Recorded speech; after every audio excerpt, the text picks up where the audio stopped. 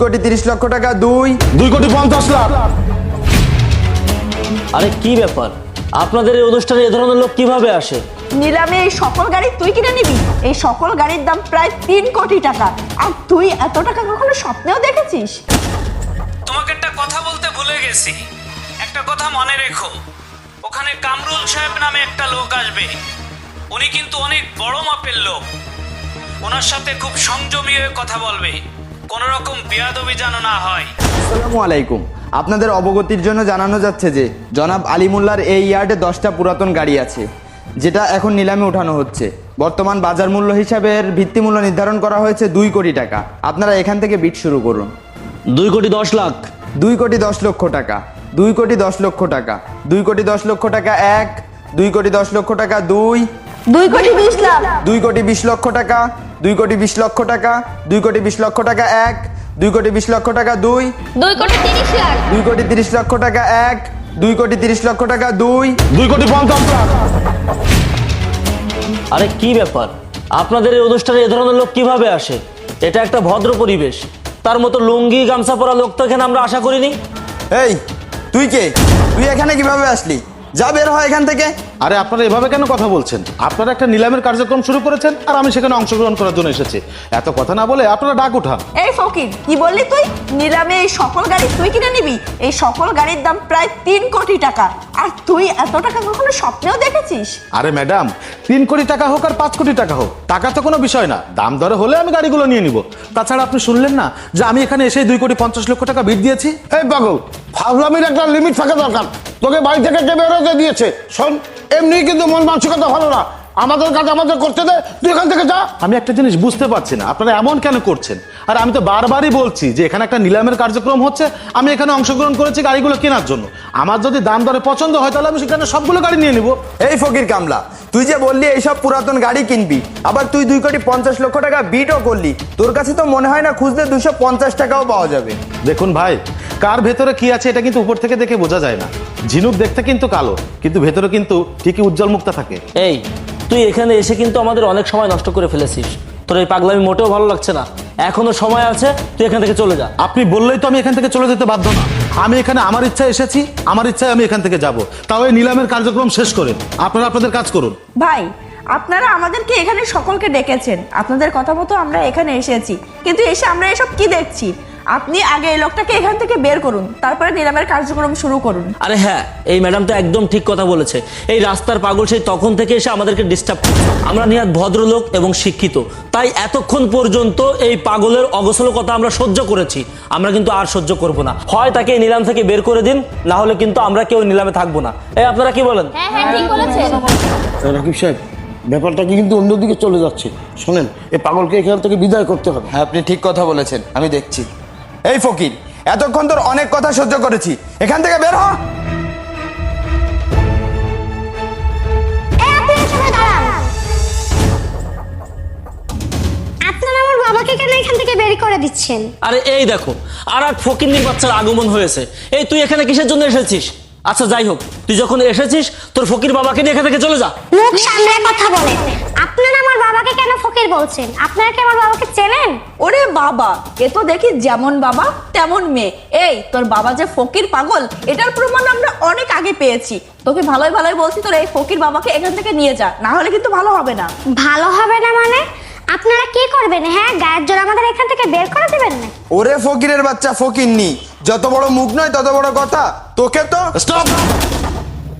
এত সময় আপনারা আমাকে অনেক কথা বলেছেন, আমি কিচ্ছু বলিনি। এখন কিন্তু আপনারা লিমিট ক্রস করে ফেলছেন। এই একে তো তুই এখানে এসে আমাদের মূল্যবান সময় নষ্ট করেছিস, আবার লিমিট ক্রসের কথা বলছিস। এই কে তুই? হ্যাঁ, আপনারা এখন আমার বাবাকে চিনতে পারেন নাই? আমার বাবা এই শহরের একজন বিজনেসম্যান। বিজনেসম্যান? এই লুঙ্গি গামছাওয়ালা বিজনেসম্যান? এত সময় ভেবেছিলাম বাবা পাগল, এখন তো দেখছি মেয়েও পাগল, পুরো পরিবারটাই পাগল। Miss Shruti, Sarkar group of ইন্ডাস্ট্রিজের ম্যানেজার, চাকরির বয়স 4 বছর, স্যালারি 70,000 টাকা। আপনার কোম্পানির মালিকের নাম পুলক সরকার। কি ঠিক বললাম তো? আরে তুই আমার এত কিছু কিভাবে জানিস? শুধু আপনার সম্পর্কে না, এখানে যারা যারা উপস্থিত আছে সবার সম্পর্কে আমি জানি। এই যে আপনার পাশে বসে আছে আলামিন সাহেব, RKC গ্রুপ অফ ইন্ডাস্ট্রিজের AGM। চাকরির বয়স 8 বছর, স্যালারি 1 লক্ষ টাকা। আপনার কোম্পানির মালিকের নাম রাজু খন্দকার। আর এই যে রাকিব সাহেব, একে বিল্ডার্সের একজন সিনিয়র কর্মকর্তা। আপনার কাজ হচ্ছে বিভিন্ন প্রপার্টিসগুলো নিলাম করা। কি ঠিক বললাম তো? কিন্তু এটা কিভাবে সম্ভব? সবই সম্ভব। আমি জানি আপনাদের আমার কোনো কথা বিশ্বাস হচ্ছে না, জাস্ট ওয়েট, এক্ষুনি আপনারা সবকিছু বুঝতে পারবেন।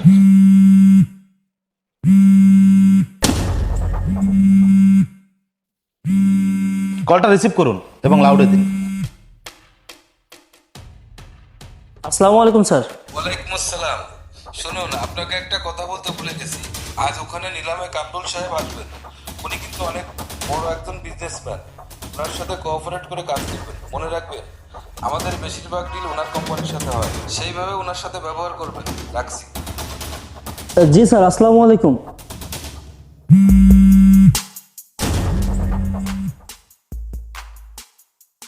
তোমাকে একটা কথা বলতে ভুলে গেছি।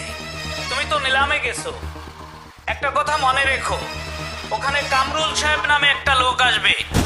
উনি কিন্তু অনেক বড় মাপের লোক। ওনার সাথে খুব সংযমী হয়ে কথা বলবে, কোনো রকম বেয়াদবি যেন না হয়। কথাটা মাথায় রেখো। সরি স্যার, আপনাকে চিনতে না পেরে আপনার সঙ্গে অনেক খারাপ ব্যবহার করে ফেলেছি। আপনি আমাকে ক্ষমা করে দিন। হ্যাঁ স্যার, আমি আসলে আপনার সাথে দুর্ব্যবহার করে ফেলেছি, আপনি আমাকে ক্ষমা করে দিন। কিন্তু স্যার, আপনি এত বড় একজন বিজনেসম্যান হয়েও এখানে এই পোশাকে কেন আসলেন? তাছাড়া মামুনি এখানে হাতে ব্যাগ নিয়ে এভাবে কেন এসেছে? আসলে আমি একটু দেখতে চাচ্ছিলাম যে একজন মানুষ মানুষকে সম্মান করে নাকি মানুষের পোশাককে সম্মান করে। আমি এখানে না আসলে তো বুঝতেই পারতাম না যে আপনারা মানুষের পোশাক দেখে বিচার করেন। যাই হোক, আর আপনারা যেন কি বললেন, আমার মেয়েকে আমি কেন এখানে আসতে বলেছি? আর এই ব্যাগে কি আছে? আমি আমার মেয়েকে এখানে আসতে বলেছি, আর এই ব্যাগে 3 কোটি টাকা আছে। আমি আপনাদের সকল গাড়ি বিনা নিলামে 3 কোটি টাকা কিনে নিলাম। স্যার, আপনি কি বলছেন স্যার? স্যার, আপনি আসুন, বসুন। এই কে কোথায় আছিস? স্যারের জন্য নাস্তা কফির ব্যবস্থা কর। থাক আলী সাহেব, আমি এখানে কফি বা নাস্তা করার জন্য আসিনি। আচ্ছা, আপনারা এমন কেন বলুন তো? মানুষকে আপনারা কেন পোশাক দেখে বিচার করেন? একটা মানুষের টাকা পয়সা অর্থ সম্পদ থাকতেই পারে, তার জন্য কি তাকে সবসময় দামি পোশাক পরে থাকতে হবে না? আগে পোশাককে সম্মান নয়, আগে মানুষ হয়ে মানুষকে সম্মান করতে শিখুন, তাহলে দেখবেন সমাজটা কতটা সুন্দর হয়ে গেছে। যাই হোক, আজকে আপনারা প্রত্যেকটা মানুষ এখানে আমার সাথে যে ব্যবহারটা করেছেন, আমি যদি আপনাদের মালিককে এই কথাগুলো জানাই তাহলে কি হবে বুঝতে পারছেন? স্যার, দয়া করে এমনটা করবেন না, তাহলে আমার অনেক বড় ক্ষতি হয়ে যাবে। হ্যাঁ স্যার, আসলে আমরা তো না বুঝে করে ফেলেছি, দয়া করে আপনি আমাদেরকে আরেকটা সুযোগ দিন। থাক, আমার কাছে ক্ষমা চাইতে হবে না। আমি এতটাও নিষ্ঠুর না যে আমি আপনাদের ক্ষতি করব। আমি আপনাদেরকে ক্ষমা করে দিয়েছি, আমি কাউকে কিচ্ছু বলবো না। তবে একটা কথা সবসময় মনে রাখবেন, কাউকে কখনো পোশাক দেখে বিচার করবেন না। মা, টাকাগুলো দিন। আলী সাহেব, আমার ডকুমেন্টসগুলো আমাকে বুঝে দিন। আর এই নিন, এখানে 3 কোটি টাকা আছে, গুনে নিন। সি স্যার, আপনি কি বলছেন? টাকা গুনতে হবে কেন? স্যার, আপনি আসুন, বসুন স্যার।